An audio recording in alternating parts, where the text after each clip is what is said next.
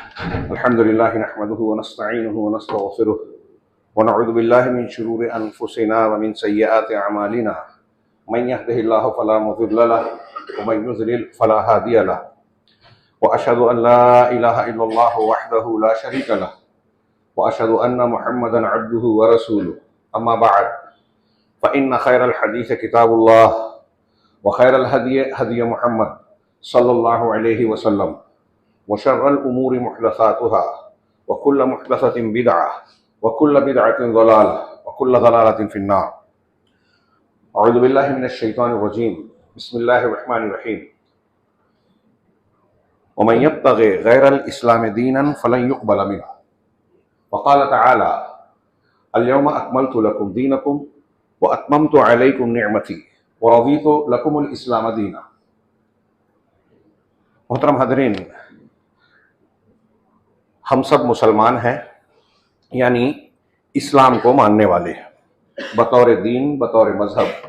اسلام ہمارا اختیار ہے اور یہ اللہ رب العالمین کا پسندیدہ دین ہے. وَمَن يَبْتَغِ وَرَضِيتُ لَكُمُ الْإِسْلَامَ دِينًا، میں نے تمہارے لیے بطور دین اسلام کو پسند کر لیا. یہ رب العالمین کا فرمان ہے.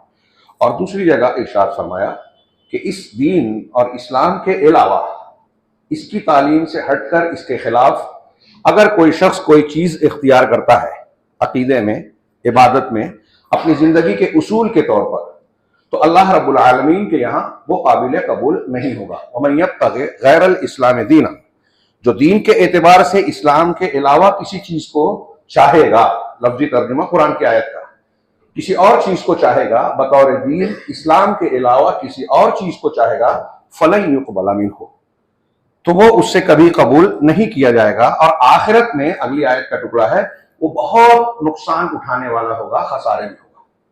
اللہ رب العالمین کا بھیانک عذاب اسے دیکھنا پڑے گا. اسلام کی بنیاد کیا ہے؟ ہم دو شہادت سے اسلام میں داخل ہوتے ہیں، لا الہ الا اللہ ایک، دوسرے محمد رسول اللہ. یہ دو گواہیاں ہیں. لا الہ الا اللہ اسلام ہے، محمد رسول اللہ سمجھ لیجیے سنت ہے. اہل علم نے کہا کہ اسلام اور سنت یہ دو چیزیں ایک دوسرے سے کبھی جدا نہیں ہو سکتی. لا الہ الا اللہ کو جو میں اسلام کہہ رہا ہوں، یہ میرا اپنا قول نہیں ہے، علماء سلف میں کئی لوگوں کا قول ہے اور اس کے تقاضے کا مفہوم ہے کہ لا الہ الا اللہ جب ہم کہتے ہیں، بنیاد ہے ہمارے دین کی، تو ہم اپنے آپ کو اللہ رب العالمین کے حوالے کر رہے ہیں کہ عبادت کے لائق صرف اور صرف اللہ ہے. جب ہم نے یہ مانا تو اس کا مطلب یہ ہوا کہ ہم بندگی کے سارے ظاہری باطنی اعمال اقوال کو اللہ رب العالمین کے حوالے کر رہے ہیں، اس کے لائق اور اسی کے لیے خاص کر رہے ہیں، اس کے لائق مانتے ہیں کہ وہی ہے ہمارا معبود، اس کی عبادت کی جائے گی اور ویسے ہی کی جائے گی جیسے اس نے بتایا اپنی شریعت کے مطابق. لہذا یہ اسلام ہے کہ ہم اپنے آپ کو اللہ کے حوالے کر دیں. اسلام کا ایک معنی یہ ہے سر تسلیم خم کرنا، اپنے آپ کو جھکا دینا، تابع فرمان اور اقتداء کرنے والا بن جانا، تصدیق کرنے والا. اسلام مسلم، تسلیم کرنا بولتے نا، کہ ہم تسلیم کرتے ہیں، مانتے ہیں. اسلام کا وہی مفہوم ہے کہ ہم اللہ رب العالمین کے حوالے اپنے آپ کو کر رہے ہیں.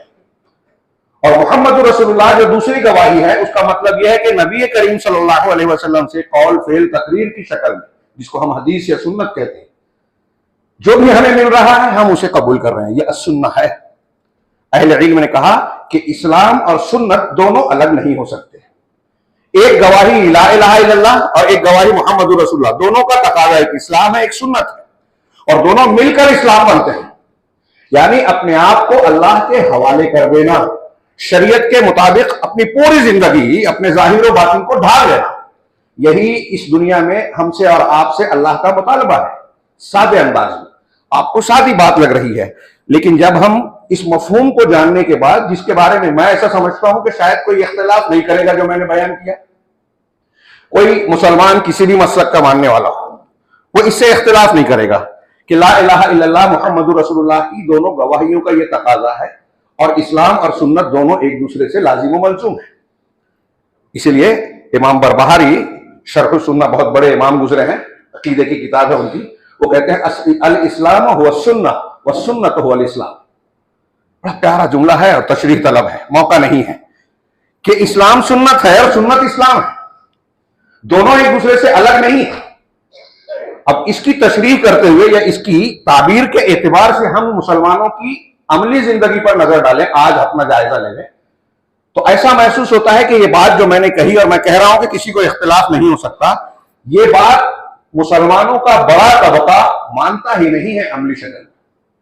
زبان سے یہ کہتا ہے لا الہ الا اللہ محمد رسول اللہ کی گواہی دیتا ہے، لیکن عملی طور سے اس کی مخالفت کرتا ہے، نہ اسلام کو پورا قبول کرتا ہے جو اللہ نے پسند کیا، اپنے آپ کو اللہ کے دین کے حوالے کرنے کے لیے تیار ہی نہیں، اور اپنے آپ کو مسلم کہتا ہے، جبکہ مسلم کا یہ معنی ہی نہیں۔ آج کل ایک طرف ہوتے ہیں نا، ایک طرف چوری کرتے ہیں اور دوسری طرف اپنے آپ کو ایماندار بتاتے ہیں، بس ایسا ہی مسلمانوں کا حال ہے کہ ایک طرف ہم قرآن و حدیث کی، شریعت کی، اللہ اور رسول اللہ صلی اللہ علیہ وسلم کی مخالفت کرتے ہیں، اور دوسری طرف یہ ظاہر کرتے ہیں کہ ہم اپنے آپ کو ان کے حوالے کر رہے ہیں۔ اللہ کے نبی جناب محمد رسول اللہ صلی اللہ علیہ وسلم ہر خطبہ جمعہ میں، خطبۃ الحاجہ میں ایک جملہ بار بار صحابہ کرام کے سامنے دہراتے تھے، کل محدثۃ بدعہ وکل بدعۃ ضلالہ، اور وکل ضلالۃ، دین میں ہر نئی چیز بدعت ہے، گمراہی ہے، ہر نئی چیز بدعت، کل بدعۃ وکل محدثۃ بدعہ، ہر نئی چیز بدعت ہے اور ہر بدعت گمراہی۔ بعض روایتوں میں آتا ہے کہ ہر گمراہی جہنم میں لے جائے گا۔ یہ بالکل واضح ہے، ہر جمعہ میں اللہ کے نبی صلی اللہ علیہ وسلم کا اس بات کو دہرانا کیا بے مطلب ہے؟ اللہ کے نبی صلی اللہ علیہ وسلم ایک بات کہہ رہے ہیں، ایک مرتبہ کہیں تو بہت اہمیت ہو گئی اس کی ایک مسلمان کے لیے کہ نبی نے فرمایا، یہ تو ہر جمعہ کو دہرا رہے ہیں، اور اس کے سامنے، صحابہ کے سامنے، صحابہ کرام میں بدعت پیدا ہونے کا کوئی امکان تھا؟ سوال ہی نہیں تھا، پھر بھی آپ دہراتے تھے، کیوں؟ کہ دین کی بنیاد اپنے بچوں کو یاد کرائیے، ذہن نشین کرائیے، اپنے آپ کو دماغ میں بٹھائیے۔ نبی کریم صلی اللہ علیہ وسلم یہ بالکل پختگی کے ساتھ ہر مسلمان کے دل و دماغ میں بٹھانا چاہ رہے ہیں، پختگی سے، کہ آپ جو اعمال اور دین کے کام کر رہے ہیں اس میں یہ بنیاد کبھی نہ بھولیں کہ دین کی فإن خیر الحدیث کتاب اللہ وخیر الہدی ہدی محمد، سب سے بہترین بات اللہ کی کتاب ہے، اللہ کی کتاب کے مقابلے میں کوئی دوسری بات اچھی ہو ہی نہیں سکتی، اور خاص طور سے اگر اس کے خلاف ہے، اور سب سے بہترین طریقہ محمد صلی اللہ علیہ وسلم کا ہے۔ اب حضرت عیسیٰ اور موسیٰ علیہ السلام کا طریقہ بھی اگر محمد صلی اللہ علیہ وسلم کے مقابل آ جائے تو قابل قبول نہیں ہے، تو فلاں امام، فلاں بزرگ، فلاں پیر صاحب، فلاں دادا پردادا، کیا مطلب؟ سب سے بہترین طریقہ محمد رسول، تو قرآن اور حدیث ہو گئی ہے، سب سے بہترین بات اللہ کی بات، سب سے اچھا طریقہ رسول کی بات، یہ ایک ہو گیا قرآن، ایک ہو گئی حدیث، اور اس کے مقابل ہر نئی چیز بدعت۔ یہ دین کا مصدر ہے، اس کو ہمیشہ یاد رکھیے گا، کبھی بھولیے گا نہیں کہ اللہ رب العالمین کے ہاں جب آپ نے اپنے آپ کو حوالے کر دیا تو وہی چیز قبول ہوگی جو اللہ تعالیٰ کے پاس سرٹیفائیڈ ہو، مہر لگائی ہوئی ہو، اور وہ اللہ کا کلام ہے، رسول کی سنت ہے، صحابہ کا طریقہ ہے۔ اب اس سے ہٹ کر اگر کوئی چیز ملتی ہے تو وہ دین کی نئی چیز ہے، دین میں نئی چیز ہے، اور نئی چیز گمراہی ہے، بدعت ہے، بدعت جہنم کے راستے پہ لے جانے والی ہے، جنت کے راستے پہ نہیں، اور یہ بدعت دین کی شکل میں آنے والی۔ اتنی بڑی بات ہے، اگر جمعہ کے خطبے کا وقت ہوتا تو میں تھوڑا سا بدعت پر بھی ڈالتا کہ کتنے نقصانات ہیں بدعت کے۔ بدعت اللہ اور اس کے رسول، دو تین جملے سے بول رہا ہوں، ایک جملہ بھی آپ نے دماغ میں بٹھا لیا کافی ہے کہ اللہ اور رسول کی مخالفت ہے، جبکہ ایک آدمی بدعت ایجاد کرتا ہے یا بدعت پر عمل کر رہا ہے تو رسول کی اور اللہ کے دین کی مخالفت کر رہا ہے۔ کوئی مسلمان اسے پسند کرے گا؟ بدعت شرک کا پیامبر ہے، جو بدعت کا اختیار کرتا ہے وہ شرک اور کفر کے راستے پہ چل رہا ہے۔ اکثر بدعتی آپ کے یہاں آپ کو شرک ضرور ملے گا۔ بدعت اللہ کے دین میں ایسی چیز کو اختیار کرنا ہے جس کی اجازت اللہ نے نہیں دی، یہ ایک ایک جملہ ہے، قرآن کی آیت ہے اس پہ۔ بدعت جو ہے اللہ کے دین میں وہ بات کہنا ہے جس کی اللہ نے اجازت نہیں دی، اور اللہ پر بغیر علم کے بات کہنا ہے۔ بدعت کا انجام بہت برا ہے، بدعت کرنے والے کا عمل قبول نہیں ہوتا، بدعت میں توبہ رک جاتی ہے، اللہ رب العالمین توبہ قبول نہیں کرتا۔ بدعت کرنے والا قیامت کے دن رسول اللہ صلی اللہ علیہ وسلم کے ہاتھ کے دستے مبارک سے جام کوثر پینے سے محروم ہوگا۔ یہ میں نے 4-5 گنایا، ایک لمبی فہرست اس کے نقصانات کی گنائی جا سکتی ہے۔ بدعت کے کتنے نقصانات ہیں دنیا میں بھی اور آخرت میں بھی۔ اللہ رب العالمین کی مدد نہیں ملتی، اللہ کا عذاب آتا ہے۔ فَلْيَحْذَرِ الَّذِينَ يُخَالِفُونَ عَنْ أَمْرِهِ أَن تُصِيبَهُمْ فِتْنَةٌ أَوْ يُصِيبَهُمْ عَذَابٌ أَلِيمٌ۔ یہ ایک آیت میں اکثر کہتا ہوں یہ مسلمانوں کے برے حالات فلسطین سے لے کر ہمارے ملک تک دیکھ لیجئے، ایک آیت کی روشنی میں رکھتے کہ مسلمانوں پر فتنے اور مصیبت آنے کی بنیادی وجہ کیا ہے۔ اللہ تعالیٰ نے صاف فرمایا کہ جو رسول کے حکم کی مخالفت کرتے ہیں، یعنی سنتوں سے ہٹتے ہیں، بدعتوں کو اختیار کرتے ہیں، انہیں ڈرنا چاہیے کہ اللہ تعالیٰ کی طرف سے فتنہ آئے یا دردناک عذاب۔ فتنے کی دو تین تفسیریں کی گئی ہے، ایک شرک اور کفر سے، اور ایک یہ کہ دنیا کا عذاب، یعنی رسول کی حکم کی مخالفت کرو گے تو اللہ تعالیٰ عذاب ڈالے گا۔ غاصب یہودی مسلط ہوں گے، سنگی مسلط ہوں گے، ظالم حکمراں مسلط ہوں گے، بے روزگاری، بھوک مری، آپس کا جھگڑا اور نہ جانے الگ الگ قسم کے عذاب اور پریشانیاں، سب فتنہ ہے۔ آج مسلمان کسی ایک فتنے سے بھی بچا ہوا نہیں ہے۔ یہ بنیاد دماغ میں رکھیے اور موضوع پر آتے ہیں کہ اس تناظر میں ہم جب دیکھتے ہیں تو بڑا تعجب ہوتا ہے، بہت ہی تعجب ہوتا ہے۔ یہ جو میں نے بنیاد بیان کی اس سلسلے میں ایک قول امام بربہاری کا ہی ہے۔ شیخ نے کہا کہ ایک بات جان لو کہ لا یتم اسلام عبد حتی یکون متبعا مصدقا مسلما، کہ کوئی آدمی کسی بندے کا اسلام پورا نہیں ہو سکتا، یعنی مسلمان ٹھیک سے ہو ہی نہیں سکتا جب تک کہ وہ متبع نہ ہو، اللہ اور رسول کی اتباع کرنے والا، اللہ کی رسول کی اتباع کرنے والا، تصدیق کرنے والا، تسلیم کرنے والا، اپنے آپ کو حوالے کر دے۔ فمن زعم انہ قد بقی شیء من امر الاسلام، جو ایسا سمجھتا ہے کہ اسلام کے معاملات میں کچھ باقی رہ گیا ہے، لم یکفوناہ اصحاب محمد صلی اللہ علیہ وسلم، جسے اللہ کے رسول صلی اللہ علیہ وسلم نے ہمیں کفایت کے ساتھ رسول کے اصحاب نے نہیں پہنچایا، اور تو ایسا کہنے والا کہ رسول کی اور صحابہ کرام نے جو دین پر عمل کیا، پیش کیا، وہ اگر ہمارے لیے کافی نہیں ہے، کوئی ایسا سمجھتا ہے تو یہ اس کے لیے اسلام میں فرقہ بندی اور اسلام پر، اللہ اور رسول پر تانا کشی کے لیے کافی ہے، اور وہ بدعتی ہے، گمراہ ہے، گمراہ کرنے والا ہے اسلام میں۔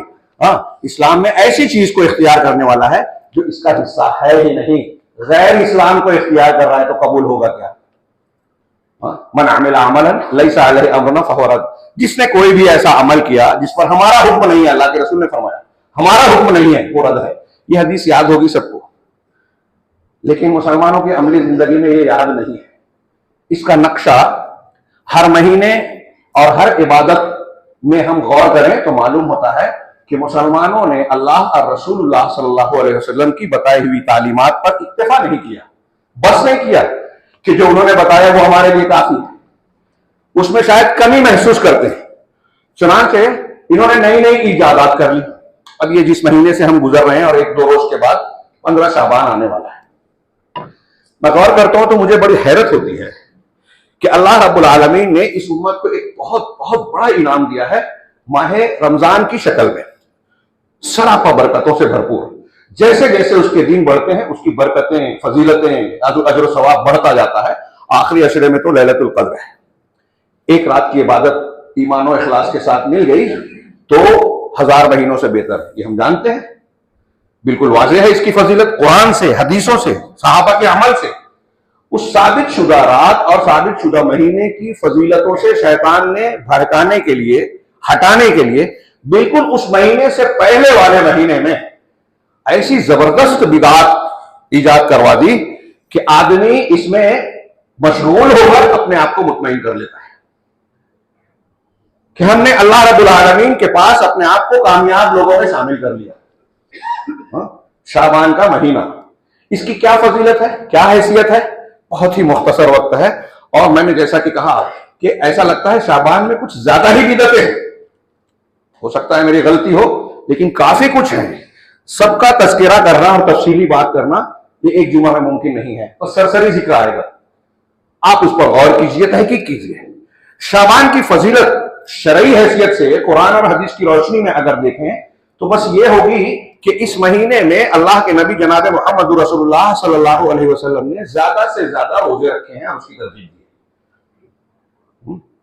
بخاری مسلم میں حضرت عائشہ صدیقہ رضی اللہ تعالیٰ عنہ کی روایت ہے، آپ فرماتے ہیں کہ لم یکن النبی صلی اللہ علیہ وسلم شہرن اکثر من شعبان، اللہ کے رسول صلی اللہ علیہ وسلم شعبان سے زیادہ کسی اور مہینے میں روزے نہیں رکھتے تھے۔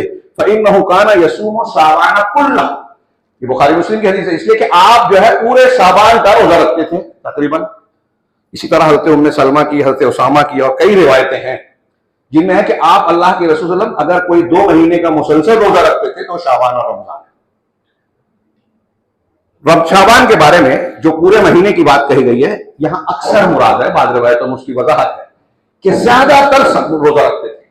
حضرت عائشہ کی روایت یہ بھی ہے کہ آپ جب روزہ رکھتے تھے تو ایسا لگتا تھا کہ آپ افطار نہیں کریں گے بغیر روزہ، مسلسل روزہ رکھتے رہتے تھے، اور آپ جب روزہ نہیں رکھتے تھے تو ایسا لگتا تھا کہ اب روزہ نہیں رکھیں گے۔ اور شعبان میں جب آپ روزہ رکھتے تھے تو مسلسل کئی دنوں کا رکھتے تھے، بیچ میں بہت کم چھوڑتے تھے۔ یہ اللہ کے نبی صلی اللہ علیہ وسلم کی سنت ہے۔ تو اسامہ کی روایت میں یہ بھی ہے کہ میں اس میں زیادہ روزہ اس لیے رکھتا ہوں کہ اس مہینے میں بندوں کے اعمال اللہ کی طرف اٹھائے جاتے ہیں، یہ ایک فضیلت ہوئی۔ میں یہ چاہتا ہوں کہ میرے اعمال جب اللہ کی طرف پیش ہوں تو میں حالت صوم میں ہوں، روزے کی حالت میں رہوں۔ یہ میں نے جو بہت ہی مختصر بیان کیا، روزہ یہ رکھ سکتے ہیں۔ ایک روایت ہے جس کے صحیح ہونے میں کلام ہے، محدثین ہی کچھ صحیح اور کچھ ضعیف کہتے ہیں، کہ اللہ کے نبی صلی اللہ علیہ وسلم نے نصف شعبان کے بعد روزہ رکھنے سے منع کیا رمضان کی تیاری کے لیے۔ لیکن صحیح حدیث میں جو مسلم شریف کی ہے کہ اللہ کے رسول نے فرمایا کہ رمضان شروع ہونے سے 1 یا 2 دن پہلے کوئی روزہ نہ رکھے، الا یہ کہ کسی کی عادت ہو، جیسے پیر اور جمعرات کا روزہ رکھتا ہے یا کوئی عادت والا ہے تو وہ رکھ سکتا ہے۔ 15 شعبان کے بعد وہ بھی رکھ سکتے ہیں جن کا روزہ پچھلے رمضان میں چھوٹا ہوا تھا۔ حضرت ام المومنین، اللہ کے ام المومنین حضرت عائشہ کہتی ہیں کانا یکون علیہ الصوم من رمضان فما استطيع ان اقضي الا في شعبان، کہ میرے اوپر رمضان کے روزے باقی رہتے تھے۔ خواتین کے لیے یہ مسئلہ اہمیت کا حامل ہے، عورتوں کو مخصوص ایام میں جب وہ ناپاکی کی حالت میں ہوتی ہے تو روزہ چھوٹ جاتا ہے، تو انہیں اگلے رمضان سے پہلے کبھی نہیں رکھنا ہے۔ تو حضرت عائشہ کہتی ہیں کہ میرے جب روزے چھوٹتے تھے رمضان کے تو میں پورے سال میں نہیں رکھ پاتی تھی، لیکن شعبان میں رکھ پاتی تھی۔ اب جب اگلا رمضان شروع ہونے والا ہے اس سے پہلے رکھ لیا جائے۔ اگلا رمضان شروع ہونے تک خواتین سن لیں، مائیں بہنیں، کہ اگر نہیں رکھا ہے تو اس پہ پھر کفارہ بھی، فدیہ بھی ہوگا اور روزہ بھی ہوگا، جیسا کہ اہل علم نے نصوص سے استنباط کر کے بیان کیا ہے۔ تو اللہ کے حضرت عائشہ کہتی ہیں کہ میں شعبان میں رکھتی تھی، تو ان کے لیے بھی رکھا جا سکتا ہے استثنائی طور پر۔ کوئی عادت والا ایام 20 کے روزے رکھتا ہے یا 3 دن کے جو روزے رکھتا ہے، کیا پیر اور جمعرات کے روزے رکھتا ہے، اگر وہ دن آ گئے تو وہ بھی رکھ سکتا ہے۔ تو ایک چیز شعبان کی فضیلت کے اعتبار سے جو عمل قرآن و حدیث سے یا اللہ کے نبی صلی اللہ علیہ وسلم سے، صحابہ سے ثابت ہے، وہ ہے روزہ رکھنا، کہ زیادہ سے زیادہ روزہ رکھا جائے۔ اور یہ رمضان کی تیاری ہے، رمضان کی تیاری کے لیے روزہ رکھا جائے، اپنے آپ کو نیکی کا عادی بنایا جائے، توبہ استغفار کیا جائے، اللہ سے دعا کی جائے کہ اللہ تعالیٰ ہمیں آنے والے رمضان کی برکات اور فضیلتوں سے محروم نہ فرمائے۔ یہ سلف کا طریقہ بھی تھا اور رمضان کی تیاری کا تقاضا ہے۔ یہ فضیلت ہو گئی ہے۔ اب اس کے مقابلے میں کیا کیا گڑھا گیا، بدعتوں کی یلغار ہے۔ اگر میں ہلکا ہلکا تذکرہ بھی کروں تو سب کا ذکر نہیں ہو پائے گا شاید۔ سب سے پہلے بنیادی چیز کہ اس رات کو لیلۃ القدر کے مقابلے میں بنا دیا گیا، کھڑا کر دیا گیا، اور ایک شاذ قول کی بنیاد پر جو حضرت اکرمہ ایک تابعی ہے، سورہ دخان کی جو آیت ہے، اللہ رب العالمین کا فرمان انا انزلناہ فی لیلۃ مبارکہ، ہم نے اس قرآن کو مبارک برکت والی رات میں نازل کیا۔ تو اس کو حضرت اکرمہ کہتے ہیں کہ یہ برکت والی رات 15 شعبان کی ہے، 15 شعبان کی ہے۔ ابھی میں آگے بیان کروں گا۔ اس کو شب برات بعد میں نام دیا، ابتدائی دور میں اس کو شب برات کوئی مسلمان، صحابہ، تابعین، تبع تابعین، ائمہ، کسی نے نہیں کہا، ہاں لیلۃ البراء نہیں کہا۔ تو اکرمہ کا یہ قول ہے، لیکن اہل علم نے اس کا شدید رد کیا اور کہا کہ یہ بہت غلط بات ہے، قرآن کے خلاف ہے۔ کوئی اگر ایسا مانتا ہے تو یہ قرآن کی مخالفت کرتا ہے، کیونکہ قرآن نے دوسرے مقام پر کہا انا انزلناہ فی لیلۃ القدر، سب کو یاد ہے، ہم نے اس کو قدر کی رات میں، قدر قضاء و قدر سے بھی ہے اور قدر منزلت سے بھی ہے، ہم نے قدر کی رات میں اس کو نازل کیا۔ اور یہ قدر کی رات کب ہے؟ خود قرآن کہتا ہے شہر رمضان الذی انزل فیہ القرآن، کہ رمضان ہی وہ مہینہ ہے جس میں قرآن کو نازل کیا گیا۔ تو وہ مہینہ رمضان ہے، وہ مہینہ شب قدر ہے، وہ شب قدر ہی شب لیلۃ المبارکہ ہے۔ علامہ ابن کثیر، علامہ قرطبی اور دوسرے بڑے بڑے علماء نے کہا کہ یہ اکرمہ کا قول غلط ہے، اور جو شخص اس کو رمضان کے علاوہ میں مانتا ہے وہ قرآن کی مخالفت کر رہا ہے، اس کا قول باطل ہے، قابل قبول نہیں ہے۔ بالکل کلیئر ہو گیا، قرآن سے رد ہو گیا کہ یہ لیلہ مبارکہ نہیں ہے۔ لیکن اب اس کی فضیلت میں بہت سی حدیثیں گڑھی گئی. میں ایک وجہ تو شیطانی بنیاد پر یہ سمجھتا ہوں کہ شیطان کی چال یہ ہے کہ رمضان سے بالکل پہلے والے مہینے کو اتنا زیادہ فضیلت والا بنا کے لوگوں کو مشغول کر دیا جائے کہ رمضان کے لیے آپ تھک جائیں.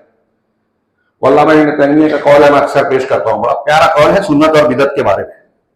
وہ کہتے ہیں کہ سنت اور بدعت پر عمل کرنا ایسے ہی ہے جیسے ایک بھوکے کا کھانا کھانا.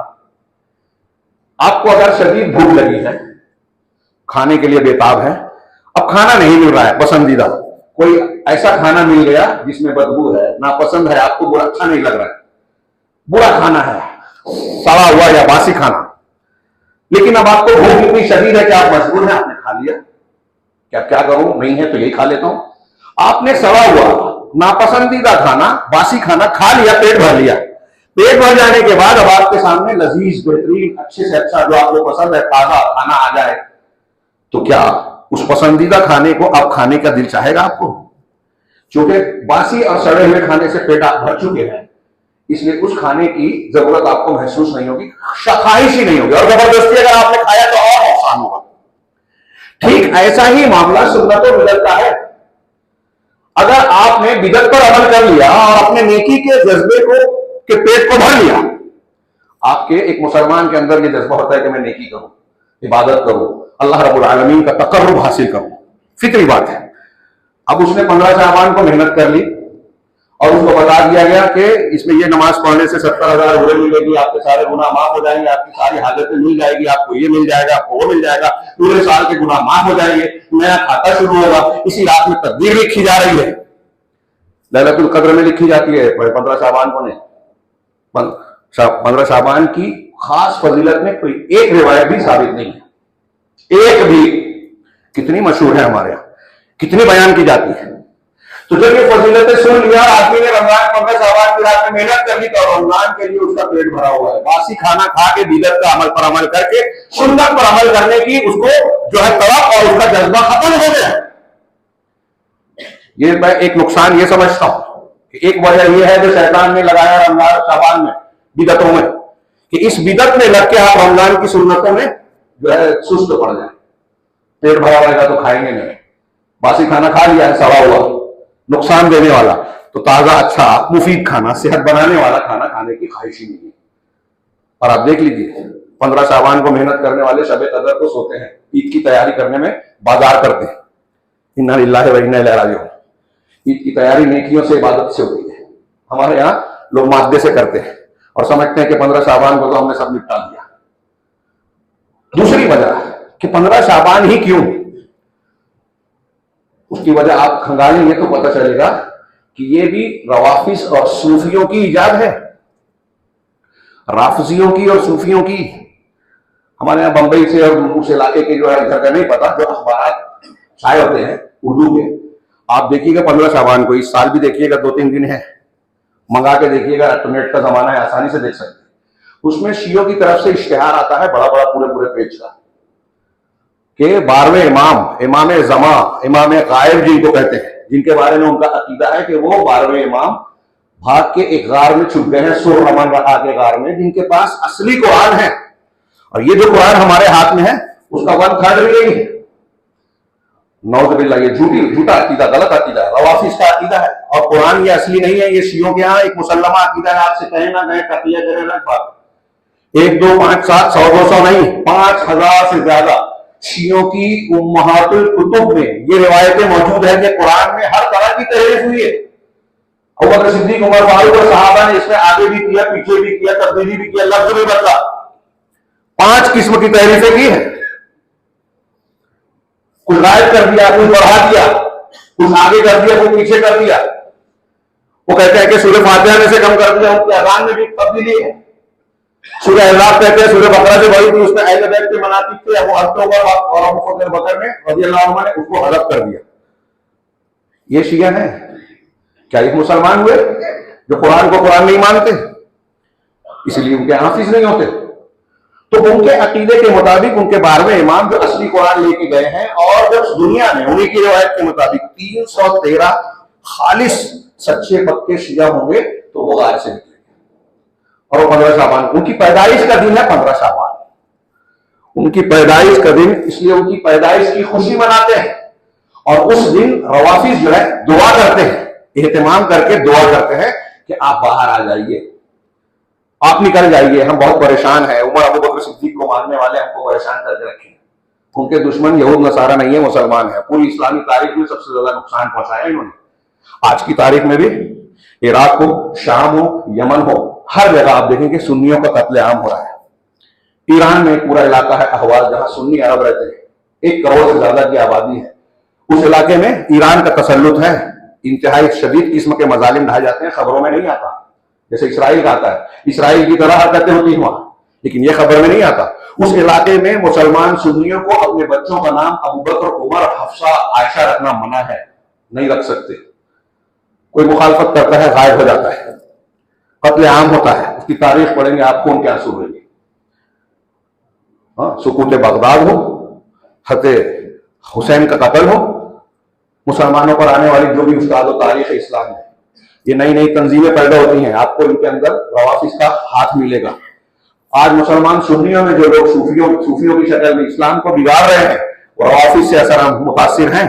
صوفیوں کو روافض جن لوگوں نے پیدا کیا، اس میں روافض کا ہاتھ آتا ہے، اسی لیے اہل تصوف کے جتنے بھی سلسلے ہیں، ایک کو چھوڑ کر سارے کے سارے اہل بیت سے تعلق، کوئی ابو بکر صدیق، عمر، فاروق سے نہیں ہوتا۔ یہ میں اشارے کر رہا ہوں، انہوں نے رائج کیا ہے شب برات کی فضیلتوں کے تعلق سے بہت ساری حدیثیں بنا کر مسلمانوں نے لائج کر دی، اور سنی کہنے والا آدمی اہل سنت اپنے آپ کو کہتا ہے کہ میں سنی ہوں، لا الہ الا اللہ محمد رسول اللہ مانتا ہوں، اور اہل بدعت والا کام کرتا ہے۔ اہل سنت کہتا ہے اور اہل بدعت بنتا ہے۔ اہل سنت ہے نہیں عمل سے، زبان سے صرف ہے، اہل سنت یعنی سنت والا، اور جب آپ بدعت کر رہے ہیں تو بدعت والے ہو گئے نا۔ تو 15 شعبان کو جتنے لوگ خاص مانتے ہیں، لکھ لیجئے، رسول سے کہہ رہا ہوں، ذمہ داری سے کہہ رہا ہوں، آپ اپنے آپ کو تسلی دیں، ہماری بات کو مسلکی اختلاف قابل توجہ نہ مانے، لیکن آپ اہل سنت نہیں ہیں، محمد رسول اللہ کی شہادت کو دے رہے ہو تو قبول نہیں کر رہے، سنت کو نہیں مان رہے۔ سنت کو نہ ماننا اسلام کو نہیں ماننا ہے، اور سنت کے خلاف جانا اللہ کے یہاں اپنے عمل کو ضائع کرنا ہے۔ لکھ لیجئے، یہ چھوٹی باتیں ہیں۔ تو میں نے عرض کیا کہ یہ روافض نے مشہور کیا، اور اسی کی خوشی میں نئے کپڑے پہنتے ہیں کہ باہر میں امام پیدا ہوئے تھے، اسی کی خوشی میں حلوہ بناتے ہیں، میٹھا بناتے ہیں، حلویات بناتے ہیں، اور مختلف قسم کی باتیں جوڑ کر مشہور کر دی ہمارے جاہلوں میں۔ جاہل تو جاہل، اب عالم بھی خاموش ہے، پوچھے جائیں گے اللہ کے یہاں۔ وہ علماء جو مجلس میں کہتے ہیں کہ ہاں یہ بدعت ہے، لیکن لوگوں سے کہیں گے تو مسئلہ ہوگا۔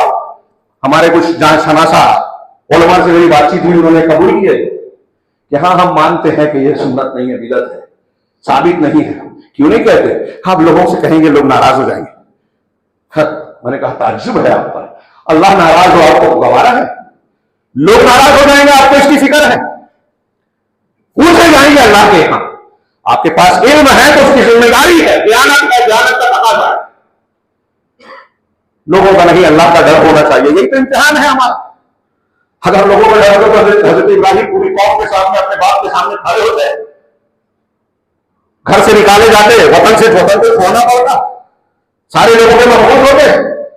چھوڑ دیجیے اللہ کے لیے اپنے محبوب چیزوں کو، اللہ اس کا بہترین بدلہ دے گا۔ حضرت ابراہیم نے اپنے مشرک گھر کو اور مشرک وطن کو چھوڑا تھا، اللہ تبارک و تعالیٰ نے نبیوں کی شکل میں اولاد دے دی، حضرت اسحاق، حضرت اسماعیل، پھر ان کے بیٹے یعقوب، سب انبیاء، پھر ان کے بیٹے حضرت یوسف علیہ السلام۔ دنیا میں بھی اللہ رب العالمین بدل دیتا ہے۔ خیر، تو میں عرض کر رہا تھا کہ اسی کی خوشی میں حلوہ بنا، اب کہانی بنائی، حلوہ میٹھا بنایا جا رہا ہے۔ کیا کہتے ہیں، نبی کریم صلی اللہ علیہ وسلم کے دندان مبارک شہید ہوئے تھے، تو اویس کرنی نے اپنے دانت توڑ لیے تھے، نرم کھایا تھا کہ اللہ کے رسول نے نرم چیز کھائی تھی۔ کتنی بے تک کی بات ہے، دین کو کھلواڑ بنایا۔ کچھ بات سمجھ، آپ کھاتے ہیں حلوہ، آپ دانت توڑتے ہیں اویس کرنی کی طرح۔ اور اللہ کے رسول صلی اللہ علیہ وسلم کے دندان مبارک شہید ہوئے تھے شوال 3 ہجری میں، شوال میں، مہینے عید کے بعد والا، رمضان کے بعد والا مہینہ۔ ہاں، عید وہی شروع ہوتی ہے 1 شوال کو۔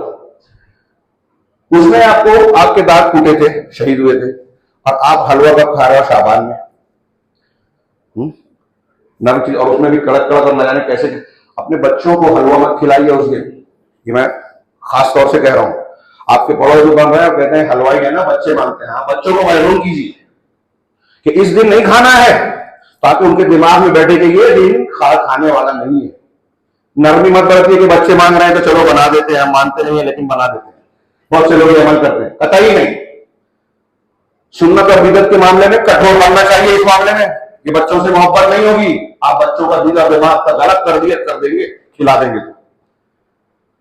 تو 15 شعبان کا حلوہ، یہ امام غائب یا امام جو 12ویں امام مانتے ہیں شیعہ، ان کی پیدائش کا دن ہے۔ اب اس رات میں جو خرافات ہوتی ہیں بہت کم وقت بچا ہے، ہاں میں سرسری سے تذکرہ ہی کر سکتا ہوں۔ ایک نماز ایجاد کی گئی، اس کی کئی حدیثیں بنائی گئی، ہاں جس کو صلاۃ الفیہ عربی میں کہتے ہیں، ہمارے یہاں اردو میں ہزاری نماز کہتے ہیں۔ ہزاری کیسے؟ اس کے تعلق سے روایت ہے، حضرت علی سے اللہ کے رسول نے کہا، فلاں سے کہا کہ اس میں جو رات میں نماز پڑھی جائے، 100 رکعت نماز پڑھی جائے، ہر رکعت میں سورہ فاتحہ پڑھ کے جو ہے 10 مرتبہ قل اللہ احد پڑھا جائے، تو قل اللہ احد 1000 مرتبہ ہو جاتا ہے۔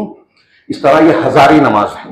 جس نے ایسی یہ نماز پڑھ لی، اس کو جو چاہے گا اللہ تعالیٰ دے گا، اور الگ الگ فضیلت ہے کہ جنت میں مرنے سے پہلے اس کو جنت میں اپنا ٹھکانہ دکھا دے گا، 70 حوریں ملے گی، الگ الگ روایتوں میں یہ ہے۔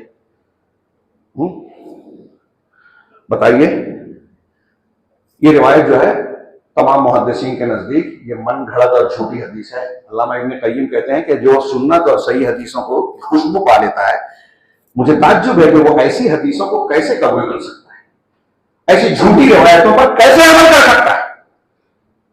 سن 448 میں ابو ابن ابی الحمرا نام کے ایک شخص ہے، نابلس کا، وہ بڑا اچھا قرآن پڑھتا تھا، اس نے بیت المقدس میں قرآن پڑھا، نمازیں پڑھی، لوگ اس کے ساتھ اکٹھا ہوئے، لمبی روایت ہے، ایک آدمی 2 آدمی پڑھا تو بھیڑ جم گئی، اس نے پہلی مرتبہ پڑھا، پھر دوسرے سال بھی اس طرح عمل کیا، یہ رواج بن گیا۔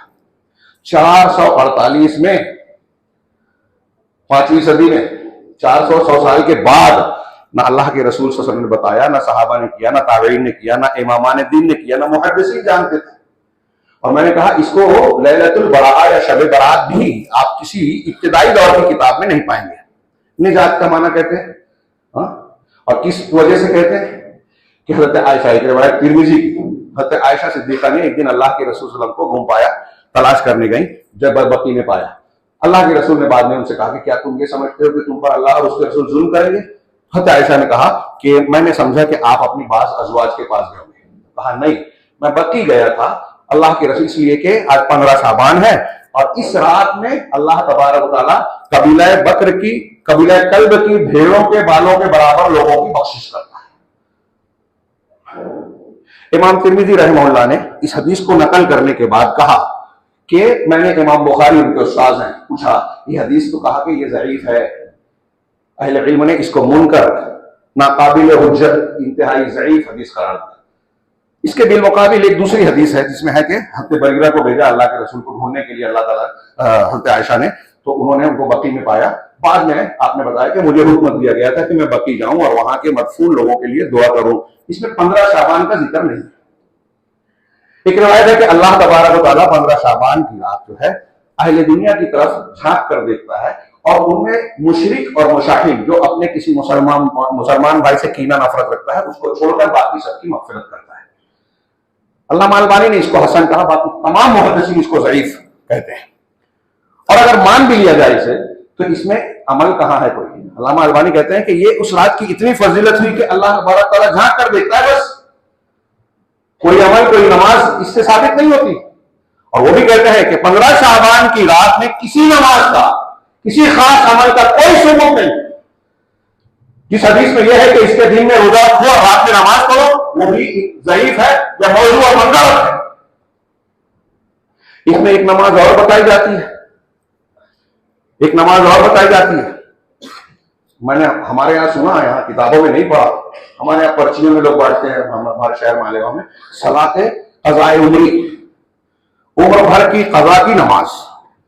عمر بھر کی قضا کیسے، کیا مطلب؟ تو اس کی تشریح یہ کرتے ہیں کہ اگر سال بھر آپ کی نماز چھوٹی ہے، سال بھر میں آپ نے فرض نمازیں چھوڑی ہیں، تو اس دن ایک خاص نماز 4 رکعت پڑھ لیں گے تو وہ سارے نمازوں کا تصفیہ ہو جائے گا، تلافی ہو جائے گی۔ ہے نا شارٹ کٹ جنت کا. تو میں کہتا ہوں کہ یہ تو بے نمازی بنانے والی نماز ہے. ہاں لوگوں کو آپ یہ تعلیم دے رہے کہ بے نمازی بن جاؤ, نماز مت پڑھو, 15 شعبان کو یہ 4 رکعت پڑھ کے سارا معاملہ نپٹانا پڑ جائے گا, شارٹ کٹ جنت کا. تو اللہ کے نبی صلی اللہ علیہ وسلم نے جو تعلیمات دی ہے اس سے یہ چیزیں کہیں بھی میل نہیں کھاتی. یہ بھی انتہائی غلط چیز ہے, بدعت ہے, ایجاد بندہ ہے. ایک چیز یہ بیان کی جاتی ہے, 2 باتیں ہیں اس میں شارٹ میں دونوں ملا کے بیان کر رہا ہوں, 2 منٹ بچے ہیں, کہ اللہ کے نبی صلی اللہ علیہ وسلم, لوگ کہتے ہیں کہ یہ 15 شعبان کو ہم اگر اس سے پہلے کوئی آدمی ہمارے گھر کا مر گیا ہے تو اس کی روح بھٹکتی ہے, اور ہم اس دن اس کی قبر پر ایک خاص عمل کر لیں, پسندیدہ کھانے بنائیں, حلوے ملیدے اور نہ فلاں چیزیں, اور یہ عمل کر لیں, دعا پڑھ لیں تو وہ روحوں میں مل جاتی ہے. اس پر خوشی کا اظہار کرتے ہیں, ان کی قبروں پر آ کے وہاں روتے ہیں, اپنے گھر کے حالات بیان کرتے ہیں. ہاں عورتیں رونا روتی ہیں کہ تمہارے جانے کے بعد ایسا ہو گیا ویسا ہو گیا, قبر پر بیان کرتی ہیں, اور پھر روحوں میں مل جانے پر خوشی کا اظہار کرتے ہیں کہ روح ہمارے گھر کی روح مل گئی. ایک یہ مانا. دوسرا ایک یہ چیز بیان کرتے ہیں کہ 15 شعبان جو ہے وہ روحوں کی عید ہے.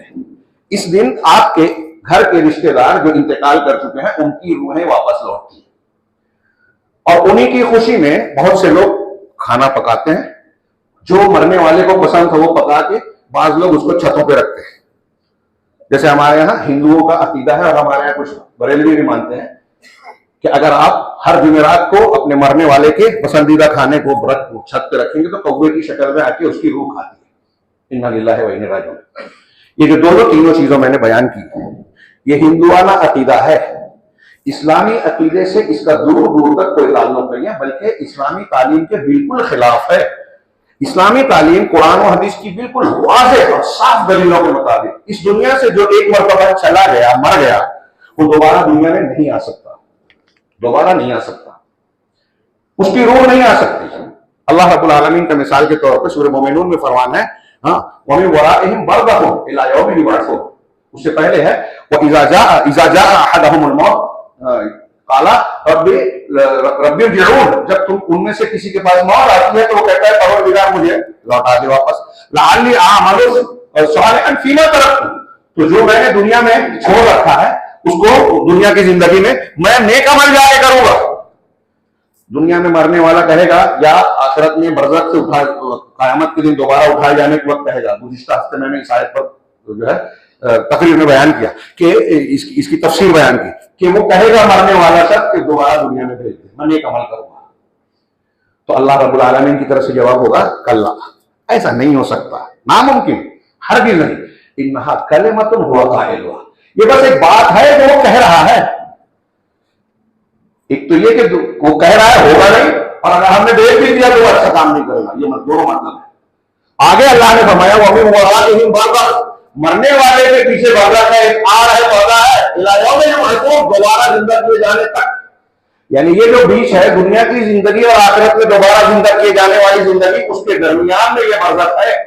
قیامت تک یہ اس کے بعد سے لوٹیں گے نہیں, قرآن کہہ رہا ہے. قرآن کی میں نے ایک آیت پیش کی, ایک حدیث کی طرف اشارہ کر لوں اور بات کو ختم کروں سمیٹو. اللہ تبارک اللہ کے رسول صلی اللہ علیہ وسلم نے شہدائے احد کے بارے میں بیان کیا کہ جب یہ شہید جنت میں اللہ سبز پرندوں کے عالم میں گھوم رہے تھے تو انہوں نے, اللہ نے ان سے پوچھا, شہید ہو جانے کے بعد پوچھا کہ کیا تم چاہتے ہو, کچھ اور تم کو چاہیے؟ تو انہوں نے کہا کہ اللہ تعالیٰ ہم نے جو چاہا تھا, جو خواہش کی تھی, اس سے بڑھ کر ہمیں مل گیا, اب ہماری کوئی خواہش نہیں ہے. یہ جنت ہے میرے بھائیوں. دنیا میں ایک آدمی کو کتنا بھی مل جائے پیٹ بھرتا ہی نہیں. دنیا کا 1 نمبر کا 2 نمبر کا بن جائے, ہمارے یہاں دیکھیے اڈانی اور یہ وہ پھر بھی خرید رہے ہیں, پیٹ مار رہے ہیں لوگوں کا. ملٹی نیشنل کمپنیوں کی بھوک مرتی نہیں. دنیا میں کتنا بھی مل جائے خواہشات ختم نہیں ہوتی. ہر جنت میں جانے کے بعد خواہشات ختم ہو جائیں گی. وہ کہیں گے کہ نہیں, جو ہم چاہتے تھے اس سے بڑھ کے ملا, اب کوئی تمنا نہیں ہے.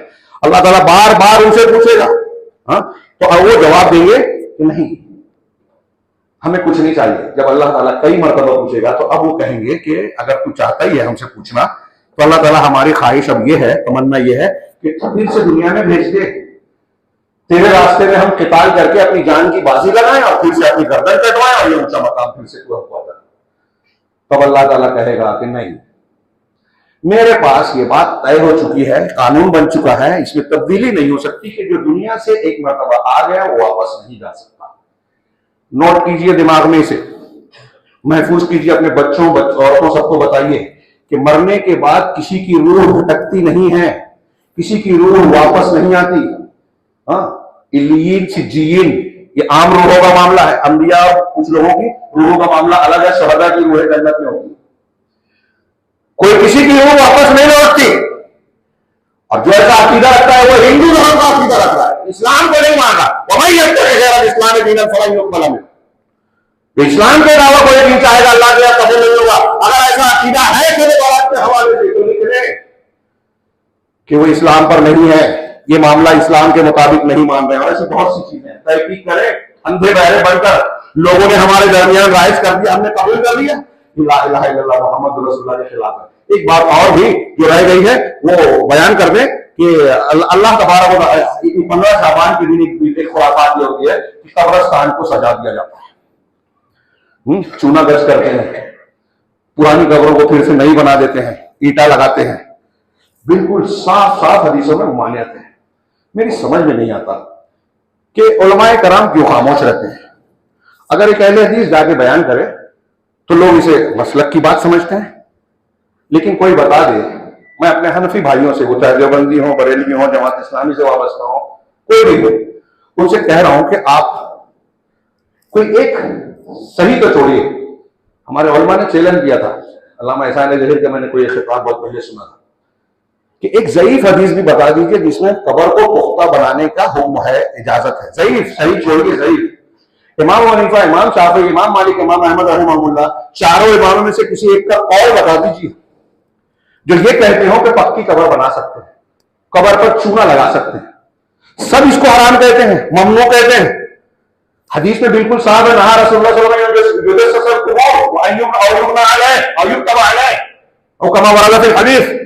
اللہ کے رسول صلی اللہ علیہ وسلم نے قبروں پر چونا گز کرنے سے، چونا لگانے سے منع کیا، پختہ اس پر عمارت بنانے سے منع کیا، اس پر لکھنے سے منع کیا، یہ بورڈ لگاتے ہیں یہ بھی منع ہے۔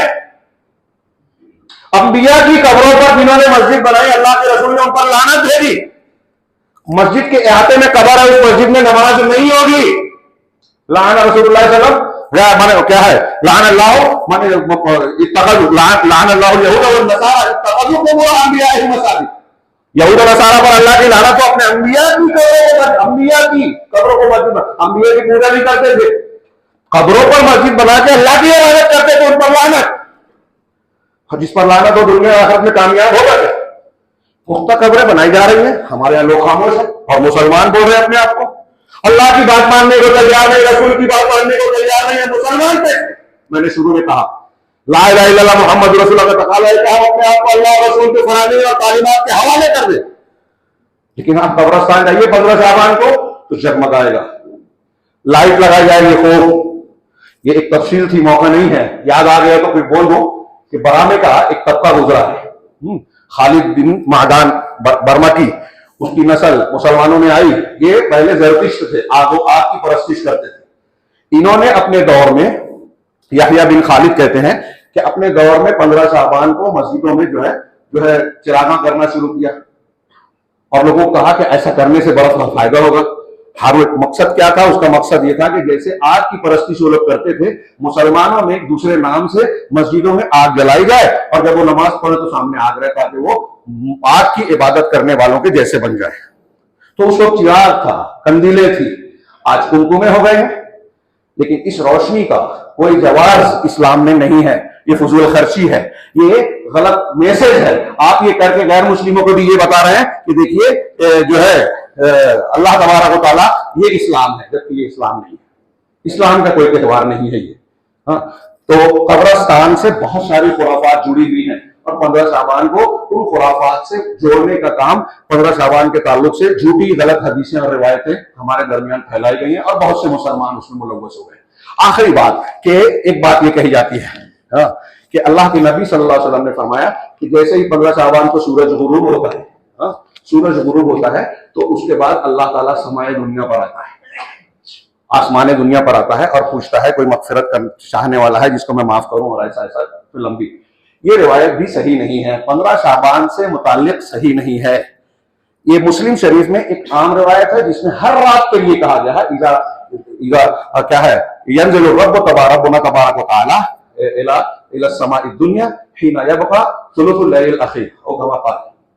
ایک روایت ہے لمبی کہ جب رات کا تہائی حصہ باقی رہتا ہے، ہاں اب یہاں کچھ لوگ عقل لگاتے ہیں، دنیا میں کہیں نہ کہیں تو رہتا ہے، وہ سب ہوگا۔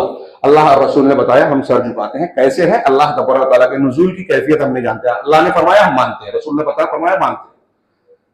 تو اللہ تبارک و تعالیٰ ہر رات کے جب تہائی رات باقی رہتی ہے تو سمائے دنیا پر نزول فرماتا ہے اور کہتا ہے کوئی مغفرت طلب کرنے والا جسے میں معاف کروں، ہے کوئی حاجت مند جو حاجت طلب کرے جس کی حاجت کو میں پورا کروں، ہے کوئی ایسا جو بیمار ہے شفا چاہتا ہے میں اس کو دوں۔ ہر رات کے تہائی رات جب باقی رہتی ہوتی ہے، یہ روز اللہ کا فضل بڑھتا ہے۔ اگر ہم چاہتے ہیں کہ ہماری حاجتیں اور ضرورتیں پوری ہوں تو تہجد کے وقت اٹھیے۔ ہمارے اسلاف کا ایک طریقہ تھا، پریشان ہوتے تھے، مصیبت میں گرتے تھے۔ میں اپنی ماں بہنوں سے اور سارے بھائیوں سے کہوں گا کہ کوئی تکلیف آئے نا، پریشانی آئے تو یہاں وہاں دکھوا اور رونے سے زیادہ اہم ہے کہ آپ رات میں تہجد کے لیے اٹھیں، تنہائی میں اللہ کو یاد کیجیے، لائیے، گناہوں سے توبہ کیجیے اور مانگیے، دیکھیے کیسے پورا نہیں ہوتا۔ جائز ضرورت پوری ہوگی، وہ ضرورت اگر اللہ کی تقدیر میں آپ کی اس کی حکمت کے خلاف ہوگی تو اس کے بدلے میں اللہ رب العالمین اجر دے گا، لیکن قبول ہوگی تو ہر رات کے لیے ہوتا ہے، 15 شعبان کے لیے یہ خاص نہیں ہے۔ تو یہ روزانہ کا اہتمام کیا جائے اور اس بارے میں خاص طور سے لحاظ کیا جائے کہ اس مہینے سے ہم اپنے ذہن و دماغ کو، اپنے گھر کو، اپنے بچوں اور عورتوں کو تیار کریں کہ رمضان المبارک کا استقبال کیا جائے، اس کے لیے تیاری کریں۔ آج سے عبادات کی عادت ڈالیں، آج سے جو ہے اپنا ذہن بنائیں کہ رمضان میں پورے طریقے سے ہم اپنے آپ کو قرآن کا انسان بنانے کی کوشش کریں گے، اللہ رب العالمین کی اطاعت و فرما برداری کرنے والا بنیں گے۔ اور یہ اطاعت و فرما برداری مسلم اس وقت آدمی ہوگا جب قرآن اور حدیث کی تعلیمات کے حوالے اپنے آپ کو کرے۔ اس کے مقابلے میں دنیا کا کوئی بھی انسان، وہ ہوا میں اڑتا ہو، پانی پہ چلتا ہو، آگ میں بیٹھ کر کھیلتا ہو، کرامت کھیلتا ہو، اگر اللہ رسول کے خلاف کوئی بات کہتا ہے ہم نہیں مانیں گے۔ اور اگر آپ ایسا مانتے ہیں تو 15 شعبان کے دن آپ کو کوئی ایسا عمل نہیں کرنا چاہیے جو اللہ اور رسول اللہ صلی اللہ علیہ وسلم سے ثابت نہیں ہے۔ آپ یہ بھی نہیں کہہ سکتے کہ ہم کو معلوم نہیں تھا، آپ کو معلوم کرنا پڑے گا۔ معلوم نہیں ہے تو عمل کیوں کر رہے ہو؟ کوئی کہتا ہے کہ ہمیں علم نہیں ہے، لوگ کر رہے ہیں۔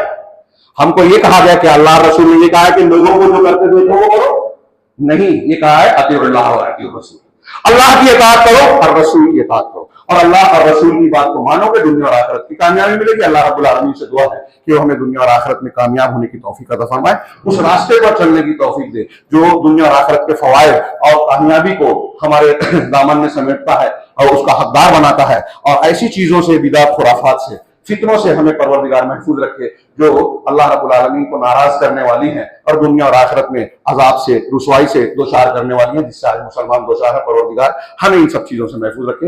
اقول قولی ھذا واستغفر اللہ لی ولکم سائر المسلمین، وصلی اللہ علی نبینا محمد، بارک اللہ لنا ولکم فی القرآن المجید، ونفعنا وإیاکم بالآیات والذکر الحکیم، انہ تعالی جواد کریم ملک غفور رحیم۔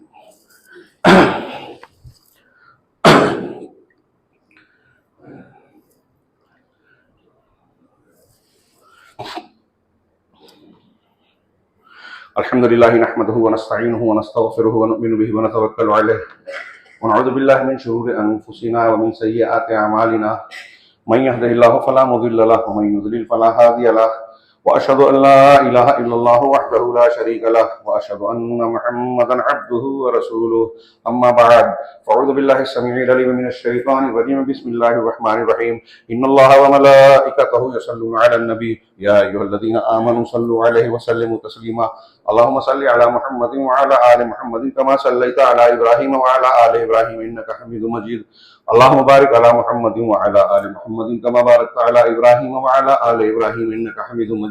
عباد الله رحمني ورحمكم الله، إن الله يأمر بالعدل والإحسان وإيتاء ذي القربى وينهى عن الفحشاء والمنكر والبغي يعظكم لعلكم تذكرون، اذكروا الله يذكركم وادعوه يستجب لكم، ولذكر الله تعالى أعلى وأجل وأكبر۔